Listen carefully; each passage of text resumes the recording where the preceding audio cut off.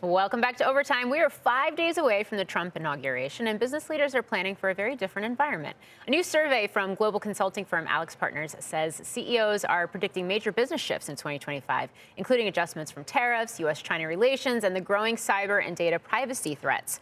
Well, joining us now is Simon Freakley. He is executive chairman at AlixPartners, a global consulting firm focused on turnarounds and disruptions, and it's great to have you here on set, so welcome. Thank you, Morgan. Thank you, John. Thanks for having me. So this is exactly where I want to start, because you did just put out this survey, and basically a lot of uncertainty, a lot of volatility, and yet it also seems like a lot of CEO confidence in the face of it. Why? So look, the survey data was gathered before we knew the result of the presidential election. The biggest concerns on people's mind were taxation and regulation.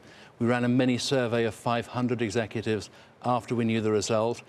Taxation and regulation fell away as a concern. Tariffs are now the biggest question in the US.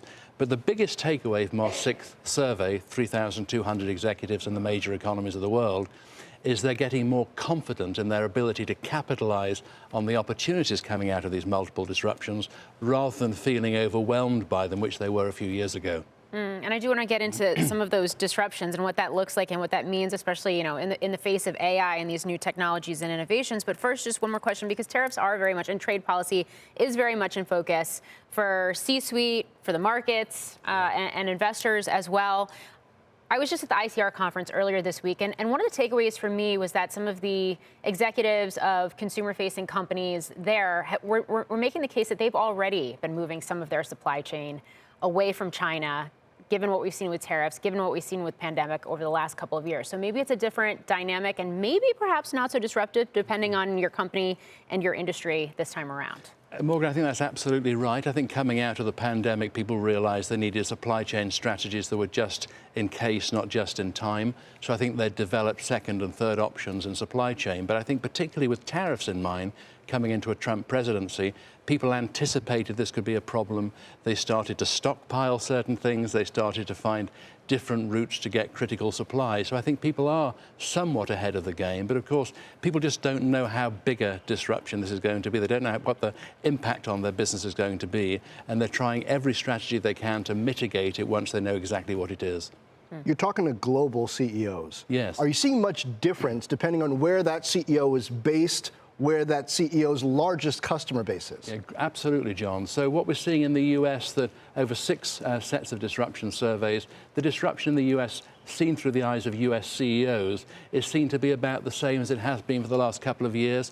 In Europe, in EMEA, CEOs are feeling much more disrupted. Why is that? Well, obviously, Germany and France, their governments lost no confidence vote. A new government in the UK displacing 14 years of conservative rule. Immediate impact of the Russian invasion of Ukraine and the long-lasting impact on supply chains there. So the anxiety, the disruption in Europe has gone up.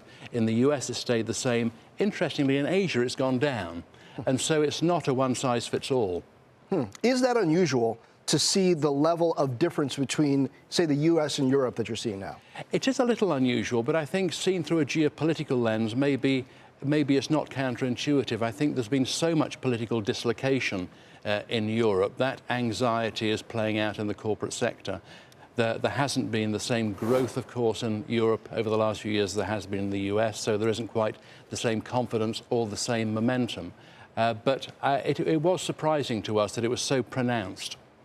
AI, how is that factoring in now? Well, so interesting, Morgan. Of course, one of the reasons that CEOs, global CEOs, American CEOs also are feeling more confident is that they're seeing AI and automation and robotics as being a real opportunity, not just for cost cutting. We're all familiar with the stories of how to cut down the cost of call centers and how to get administrative functions trimmed down with AI. They're now really leaning into AI to drive revenue growth. They're leaning into robotics and automation to augment productivity in a way they can't solve the problem through human capital. So the marrying of automation and robotics with human capital to get greater productivity, the use of AI to drive revenue, not just mitigate cost, and making CEOs feel more optimistic.